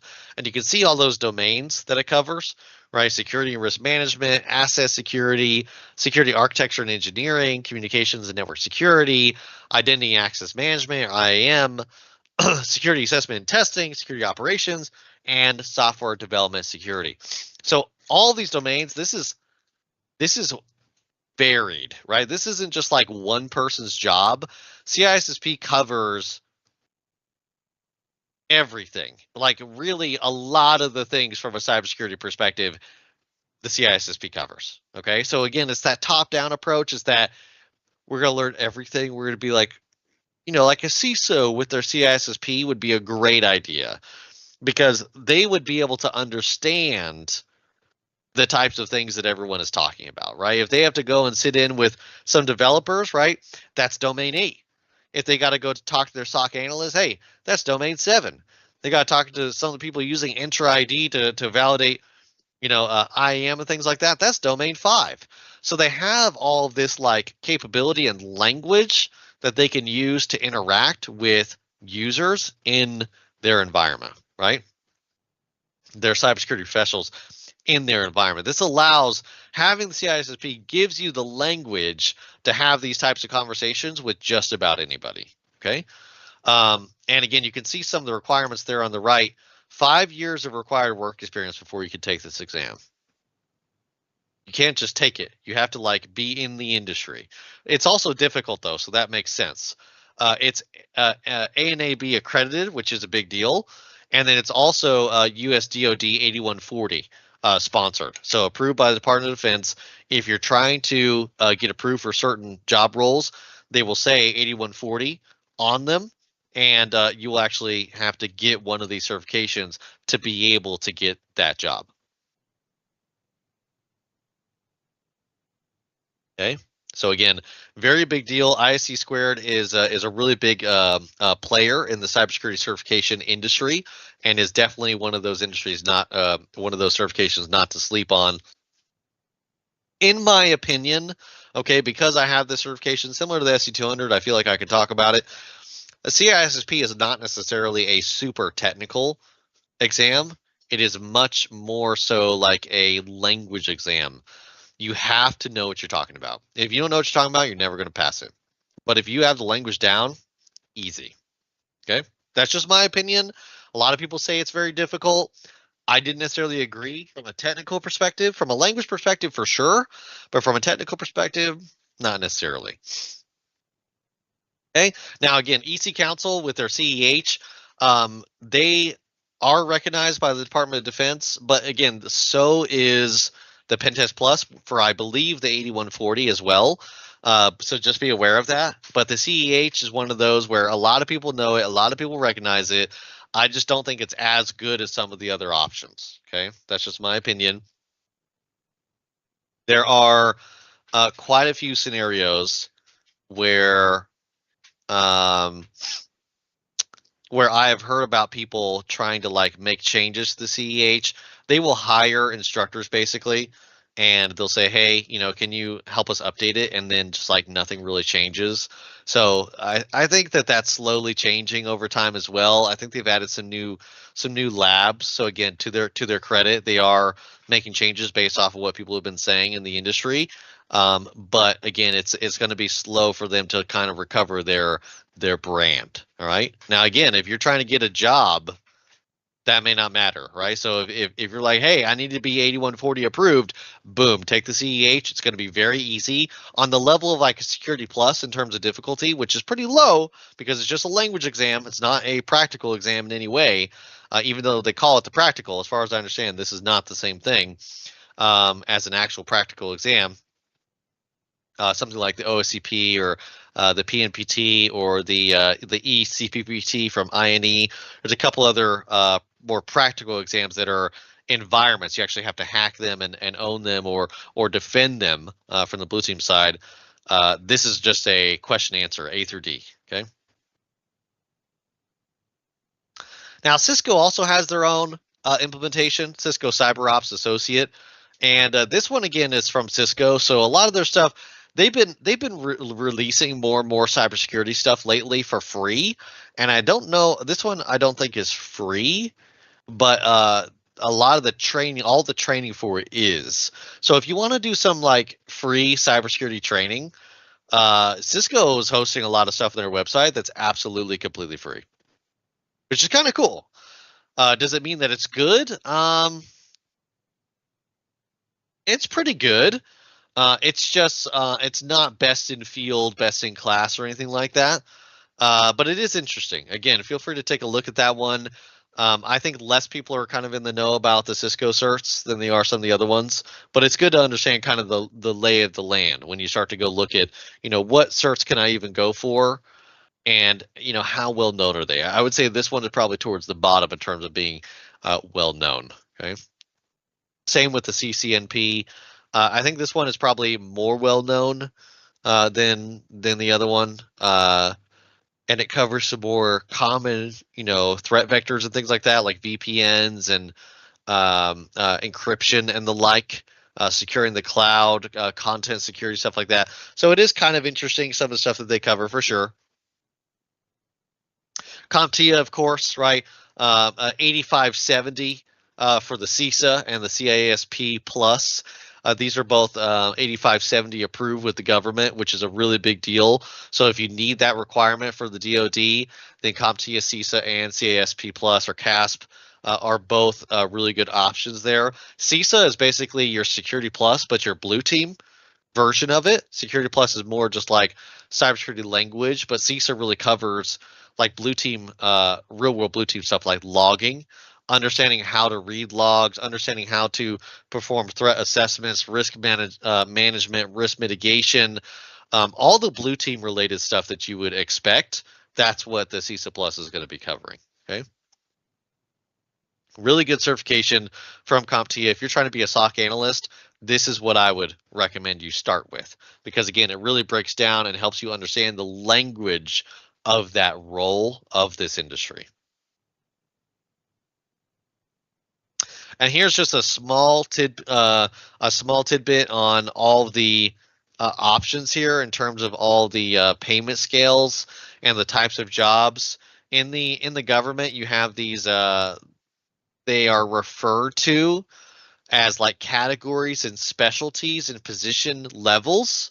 So you have like IAT level 1, IAT level 2, and IAT level 3. Those, in order to get those roles, you have to have one of the certifications in that tier. So if you want to go IAT level 3, you either need a CASP, a CCNP, a CISA, a CISSP, a GCD, GCIH, or CCSP.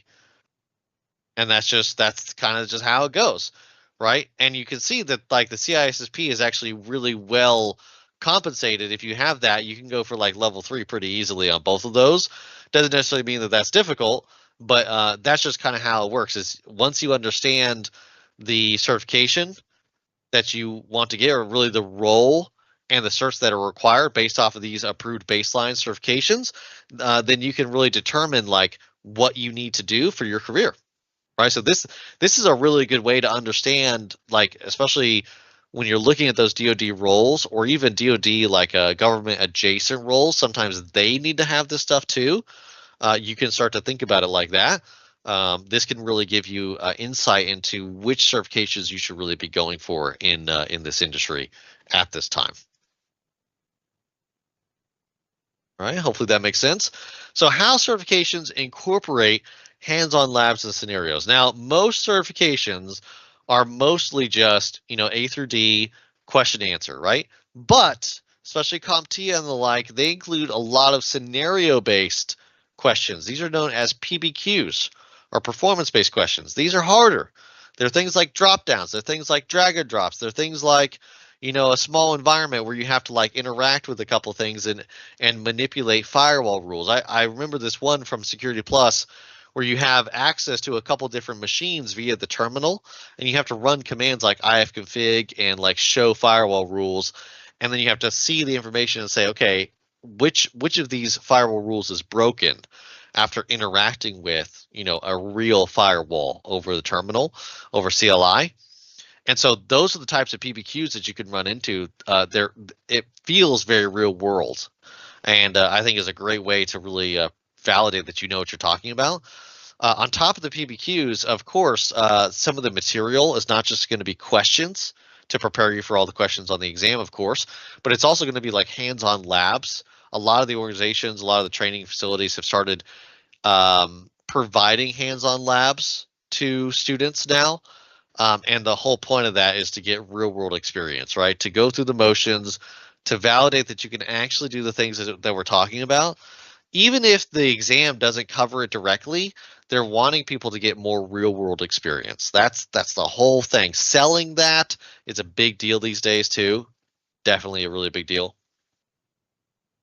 And again, the whole idea with all of this, the PBQs, the hands-on labs, the training itself, all the material that comes along with it, the whole point is it is designed to prepare students for real-world application.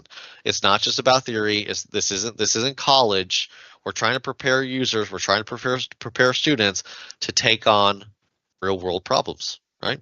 Because if they can't do that, what's the point of all this? Okay. All right.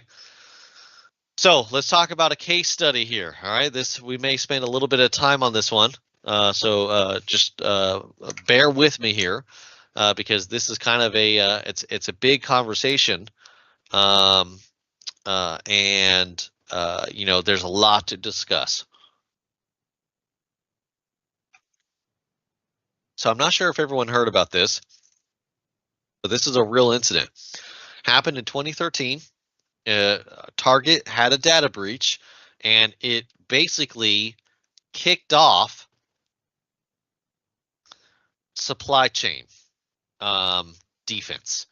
Nobody had really thought about supply chain stuff until this point. Okay, supply chain was not really on anyone's radar until after this incident, and this is what happened. Okay, so Target, one of the largest retail chains in the United States, experienced a significant cyber attack during the holiday shopping season in 2013.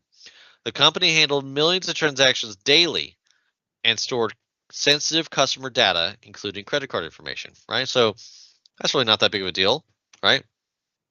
Pretty common. This compliance for credit card stuff would be PCI, by the way, PCI compliance. So the incident was attackers gained access to target systems by first breaching a third-party vendor, an HVAC company that provided services to Target. So basically, AC component. It was like a smart device. It was like an IoT device that was connected to like their AC and their their air filtration services in their buildings, right?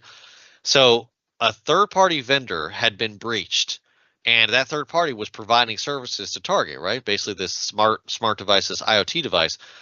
This weak point of entry was used by the attackers to install malware on Target's point of sale system. So essentially, those IoT third-party HVAC devices were not segmented on their own network from the POS systems, the point of sale systems at Target. And that malware was able to gain access to the POS systems, allowing them to steal 40 million credit card and debit card numbers and personal information of 70 million customers. That's a lot. Okay. That's not like a few thousand. That is like all of them, right? That might have been basically every customer that they had ever had. So when you put that in perspective, like, not good, right? I could even say very bad in terms of the outcome. So the problem here really is that the end result here is that the company, the design of the infrastructure, of course, changed, of course, because they realized that things like this have to be done properly. And then they started looking at vendors, right? They started looking at these third-party vendors as potential threats, potential threat vectors, right? Now, an HVAC company, an IoT device, something that you thought was just a tool that you were going to be using at your organization, is now being used as a vector into your organization by attackers. This is a big deal. This changed everyone's opinion on supply chain attacks, and was ultimately very responsible for us having these types of conversations now. This is where a lot of this began. Okay, so let's talk about some of the after actions taken, some of the lessons learned by Target and the industry at large. So of course they hired external cybersecurity firms to investigate. Most of the time these are going to be blue teamers in the IR space, the incident response space, but sometimes those blue teamers are actually red teamers. Red teamers are pretty good at IR. So of course, they hire people to investigate. They also increase network segmentation to isolate those systems from each other. Again, why they were on the same network to begin with, nobody will ever know, right? They just weren't thinking about it. It wasn't a problem. They didn't foresee it as being a potential problem until they got owned. And now this is pretty common. This is a common technique of knowing, hey, these two things should not be directly connected, like at all. Improved vendor management and monitoring process to ensure third-party security. You may actually be prompted by these large organizations to perform like a pen test against your product before they purchase it, so they know that you're not, implementing a bad cybersecurity posture and making their overall posture decline, get worse, just by adding in something that isn't very secure. So they actually they have the capability. It's called right to audit, and it's going to be in the contract. And if they think that there's a problem, they will audit your tool, and they will make sure that your tool does not, have any obvious cybersecurity flaws. And even if it does, they will completely segment those tools from anything else that they're using, right? And they may also turn down, if it's bad enough, they may say, this isn't going to work, guys. We're going to have to, deny you guys as a vendor because you're not secure. So security is becoming a much more prominent aspect of even things like business, right? Like in order to get a job, in order to get a contract with larger entities that care about cybersecurity, and Target has a fantastic cybersecurity team, by the way, because of things like this, actually. They take this very seriously, and you can lose business if you don't, right? So they introduced a new EMV chip technology for more introduced the new EMV chip technology. It's the thing that you guys saw, the bleep, but the problem with those, like as far as I understand, is that information can be stolen with a reader. So what I recommend is, if you are keeping it like on your person, I recommend putting it in a how do you say? I recommend putting it in a secure wallet that does not allow RFID to get out of the wallet. So if someone bumps into you, they don't accidentally steal all your credit card information, right? So again, there are pros and cons to the new chip technology. Just be aware of them, okay? So let's see what it actually cost Target. Of course they did the lessons learned and all that's great, but what did it actually cost them? So that breach cost Target over $200 million in legal fees, settlements, and compensation. Of course, at the time, nobody may remember it now. Remember that shoppers and the like don't necessarily have long-term memory, right? Individuals can be smart, but populations not necessarily. Okay, so their brand reputation did take a significant hit in the cybersecurity space, which led to a very temporary decline in customer trust, but it was very temporary. Stronger cybersecurity measures and ongoing improvements, they regain that confidence with ease, and they have strengthened their overall security posture. And they've actually become a major player in that space for cybersecurity. They care about cybersecurity to the degree that everyone that works with them, they have to care about cybersecurity as well. They're really pushing their vendors to go above and beyond to increase their cybersecurity so as not to, cause more irreparable damage. Right? It's already bad enough. We don't need to do more. Right? It's just not necessary. So the results of that breach are kind of a big deal. I mean, $200 million. And all it was, realistically, what was it? At the end of the day, the problem was network segmentation. And a red teamer would have looked at this environment and said, obviously, it shouldn't be set up this way. Blue teamers are probably the people who set it up this way in the first place. So again, you have to kind of think about, sometimes it's not even like ignorance, sometimes it's just bias, right? Maybe it's just like, well, it's always been this way. Why do we need to change it? Well, it's not that big of a deal. No one's going to hack us, right? Those are the types of things that could be construed as bias for an organization. And yeah, that's a problem, right? You need to make sure that your organization is not biased. And the way you do that is you bring in outside support, right? Hire external cybersecurity firms in the form of things like IR, cybersecurity architects, red teams, right? Pen testers, auditors, and the like to validate your cybersecurity posture. Don't just say, oh, well, our blue team says it's secure. It must be secure. No, validate that it's actually secure. The way you do that is by bringing in red teamers, in my opinion. There are other ways to do it, but that, in my opinion, is the best way. So what is the key takeaway from this? As cybersecurity arbiters in our field, what is our takeaway? This case demonstrates how a security vulnerability in third-party systems can lead to catastrophic consequences for a company. Catastrophic being, of course, their brand and everything, but $200 million is nothing to shake a stick at. That is a lot of money for such a small problem like lack of network segmentation between two obviously should have been segmented networks. That is a huge consequence, $200 million. Investing in robust cybersecurity measures and managing third-party risks are crucial for protecting customer data and avoiding massive financial and reputational losses. Because again, if you don't do that, it is going to happen to you. If you're a large enough organization, you're going to be found at fault. It's just how it works. So if you don't see this case study from a leadership perspective, and you're not worried about what your organization could be doing better, what should be improved, right? If this stuff doesn't keep you awake at night, you are not taking it seriously, right? Cybersecurity is not just a one and done type of scenario. Cybersecurity is a constant problem that has to be addressed. You have to constantly be tracking new cybersecurity threats. You have to constantly be making sure that your team is trained.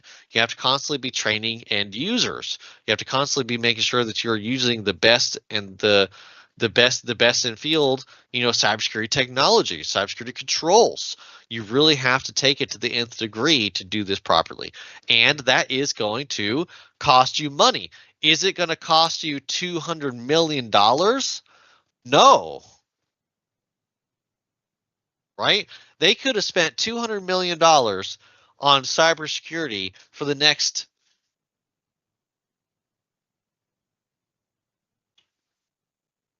you could probably say 2 decades, and they would have been fine. They probably could have spent $1 million to $2 million additional a year on cybersecurity, and they would have had someone come in and tell them that that's a bad idea.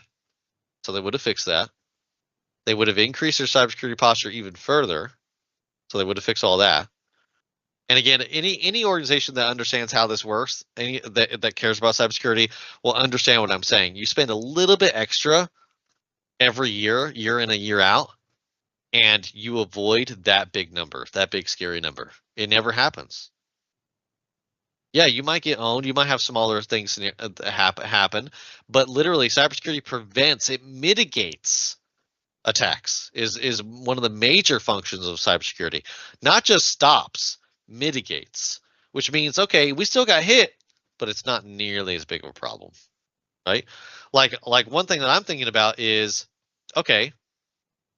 So you have these HVAC systems and you have these point of sale systems, right? They're all on the same network, all one flat network, right? So attackers gain access to HVAC. They then pivot to the POS systems. Okay, pretty common. Now think about the data structure, right? You have all these POS systems with all of this information, 40 million credit card and debit card numbers. Why isn't that data segmented from the POS systems themselves? Right? Why does each point of sale system or a single group of POS systems, why do they have access to that much data? They should be segmented not only on their design, but they should be segmented from a data perspective in terms of how much they have access to. So whenever we make that call to the database to pull that information, right, that is the thing that the database is the one that has all that information. Right, the POS systems, they should just have whatever they have locally. We should be a much smaller subset than 40 million or 70 million customers worth of data. That's not a good idea. So segmentation should not just be about the devices and the design of those devices. It should also be about the data. There should be data segmentation in the environment to prevent, even if it does happen, it prevents that large of a leak from occurring, which mitigates damages, which mitigates things like overall cost, legal fees, settlements, etc. Okay, may not stop it entirely, but it will 100% without a doubt mitigate it. Spend a couple million extra dollars a year on this problem, and those types of problems go away. That $200 million issue is now mitigated down to something like, oh, I don't know, 20 million, right? 10x or even more. And that's Target swallowing a $20 million settlement is not nearly as big of a deal as a $200 million settlement. Okay. So hopefully that made sense there. We have a couple questions that are going to come from the audience here before we end it, but I just wanted to say thank you for training with Netcom. My name again has been Logan Hillard, and I hope that was a good representation of where the current cybersecurity landscape is. Just in the real world in organizations, and also what IT certifications to go for in 2025. Again, I wanted to show all that stuff in terms of where the organizations are, where cybersecurity posture is right now, so that you can kind of have a better understanding of what you need to focus on when you get into the industry, right? Because it's not just about the certifications; it's also about what am I going to do when I get there? What am I going to focus on? What matters, right? So hopefully that was a good representation of that for everyone. And again, I want to say thank you for joining NetCom. Thank you, Logan. That was very informative. I know everyone is looking forward to the Q&A session, so go ahead and start putting your questions into the question panel. And while you do that, I'd like to give the presentation rights over to Nikita Singh, our Deputy Manager of Product Marketing, to introduce our promotions and webinar-related courses. Thank you for extending the opportunity to speak with the audience today. I hope the session was informative and it added value to your learning experience. You can watch the event recording by clicking the Access Recording button here. Now, I would like to highlight Netcom learning capabilities and why we are the best when it comes to training and learning services. Recognized by Microsoft as the winners of the Partner of the Year awards 2 years in a row, 2023 and 2022, we excel in guiding organizations to achieve peak performance while addressing their challenges through comprehensive organizational learning solutions. Our dedication since 1998 has led us to service over 80% of Fortune 1000 companies and served 100 plus US military bases. We have trained over 1 million professionals and helped 36,000 plus organizations achieve their business goals. We have a huge portfolio of more than 3,300 certified trainers who are subject matter experts in their domains, and our dedication to providing customized learning methods is why we are awarded as the top 20 IT training companies by trainingindustry.com. At Netcom Learning, we are dedicated to empowering professionals like you with the knowledge and skills needed to excel in the ever evolving field of cybersecurity. We have curated a portfolio of cybersecurity courses that are designed to cater to a variety of professional needs, from foundational knowledge to advanced security practices. Each of these courses is designed to boost your credentials and prepare you for the challenges of securing modern IT infrastructures. Whether you are looking to start a new career in cybersecurity or aiming to advance your existing skills, Netcom Learning has a path for you. Alongside these courses, we also offer valuable marketing assets to enhance your learning experience. We encourage you to explore these courses and resources on our website. Please check out the handouts for detailed information on each course and links to access the training and blog. You can also take advantage from Learning Passport, which is Netcom Learning's solution to flexible team training. It is designed to be customized for the number of learners you train on top technology vendors like Microsoft, Cisco, CompTIA, Adobe, and more. The single package can be redeemed for over 4,000 plus official courses with a validity of 12 months. To introduce you to Netcom Plus Learner subscription, which is complimentary for all the attendees, and Netcom Plus provides you access to more than 400 e-learning courses across various technologies and vendors. I would recommend you all to visit Netcom Learning's website for more information on courses and certifications, free virtual events, our latest blogs and ebooks, and promotional offers. If you want to build a smarter workforce and drive business growth, I highly recommend you go through the book Building an Innovative Learning Organization by Russell Sader, CEO of Netcom Learning. You can easily find this ebook on Amazon. And for the latest updates on IT and business training, follow us and subscribe to our social media handles. Thank you for joining us. Have a great day. Thanks so much for guiding us through that information, Nitika. And now we're going to go ahead and jump right into our question and answer session. What certification do you recommend for cybersecurity professionals to get first? First of all, that's a great question. I would really recommend focusing on cybersecurity as if it was its own language, right? So you have to think of cybersecurity as its own language, just like almost anything else. If you go and train for like being a doctor, for instance, right?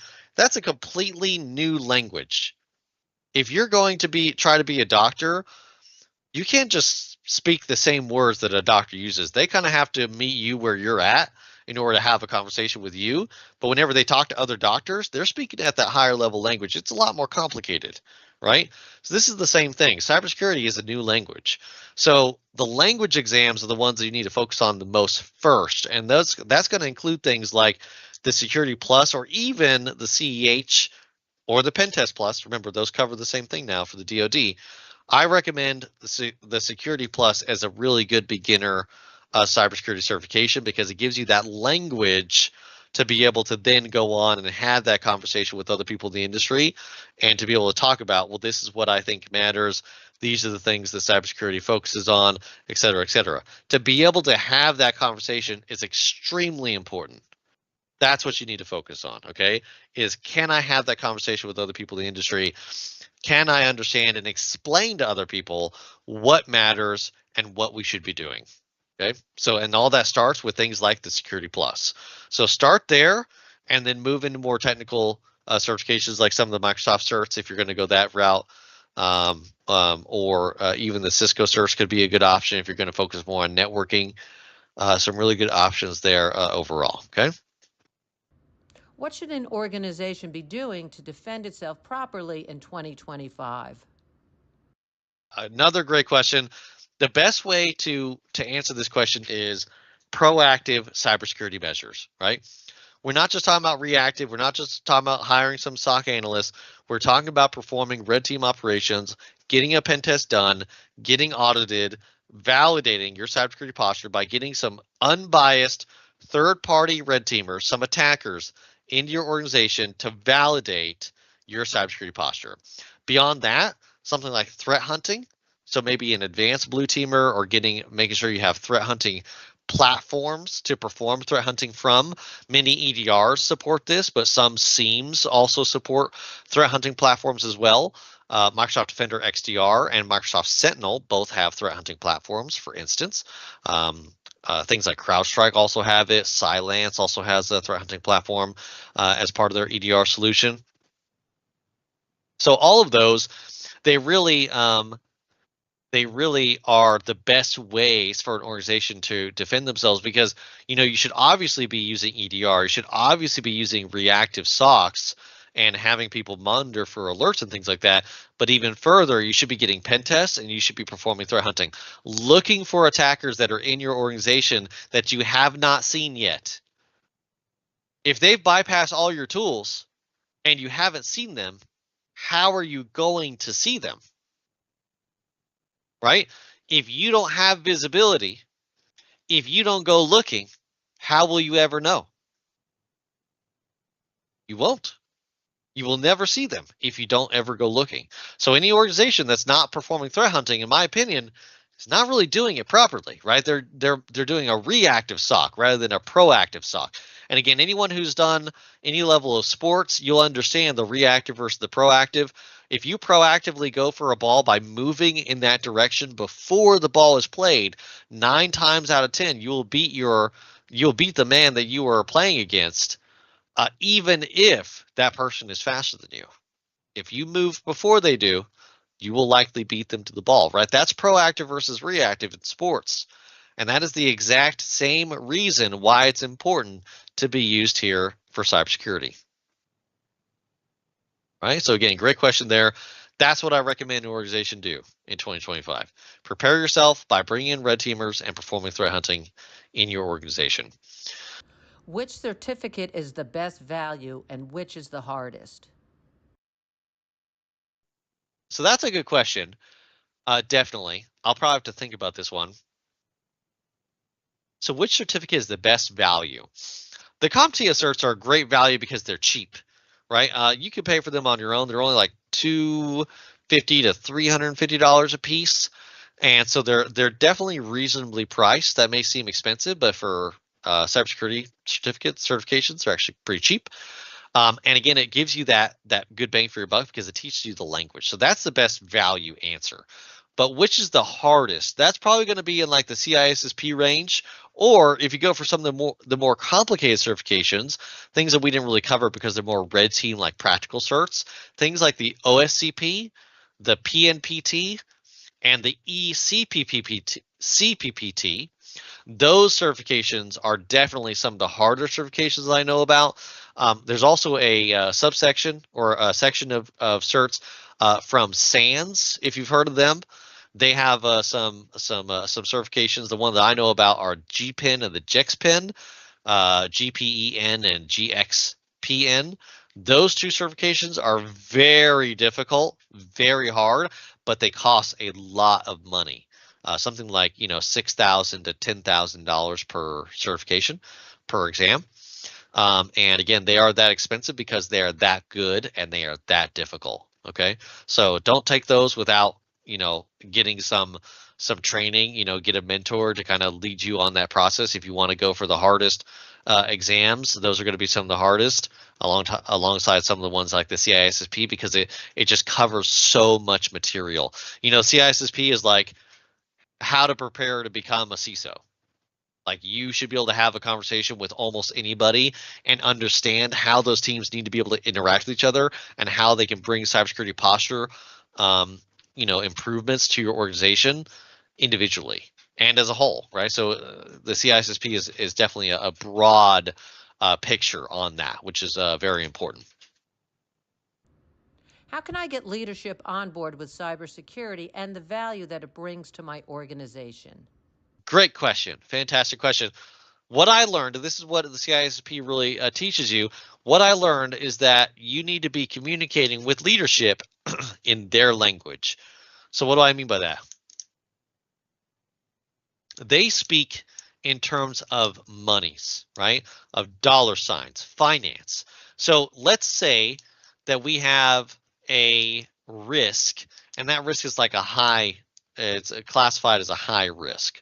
Okay. And you could say, from the technical perspective, a high risk just means that we need to respond to that risk within, like, I don't know, 2 weeks. We have an SLA, a service level agreement of 2 weeks. Whenever there's a threat found and it's categorized as a high threat, we have to fix that problem within 2 weeks for us to be like internally compliant with our own policy, right? Hopefully that makes sense. So that's from a technical perspective. Now, from a leadership perspective, we need to think about that in terms of money. So a high threat, a high risk, you could associate something like, it really depends on what it gives you access to.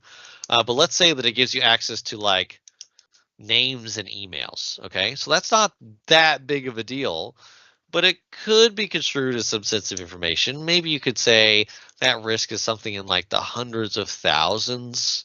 If you think about settlements and things like that, potential risk, right?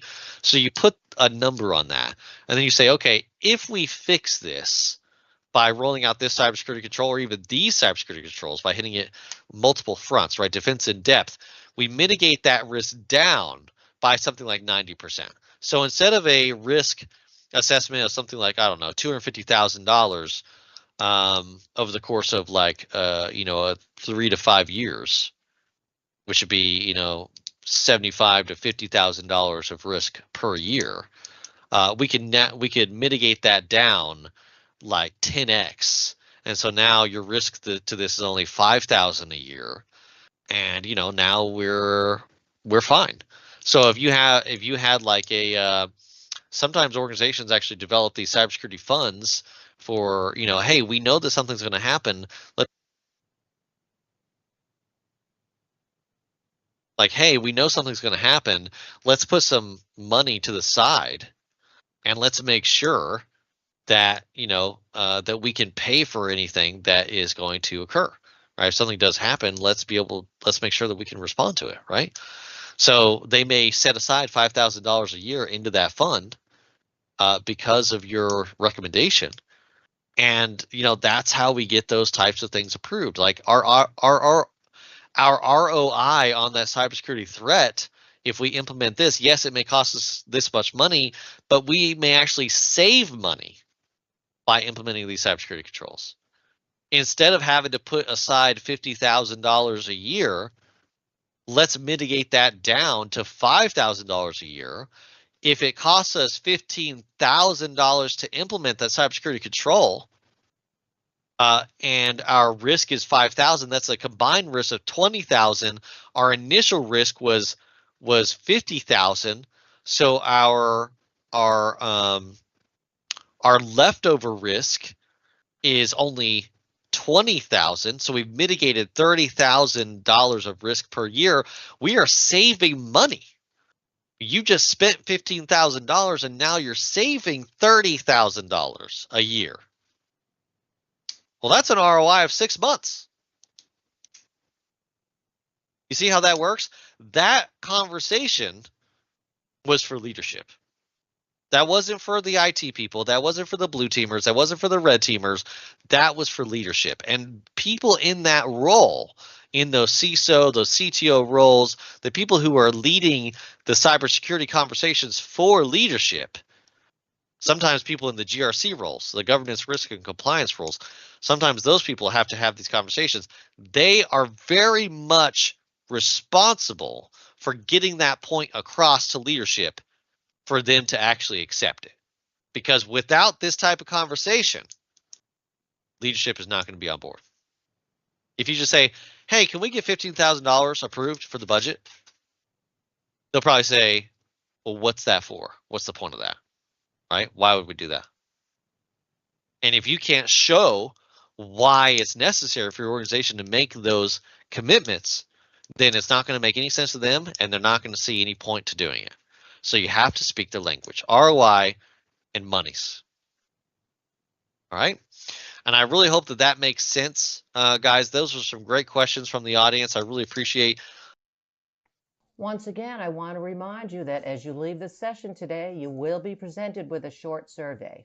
We would like to request for you to help us by taking a quick moment to participate in that survey.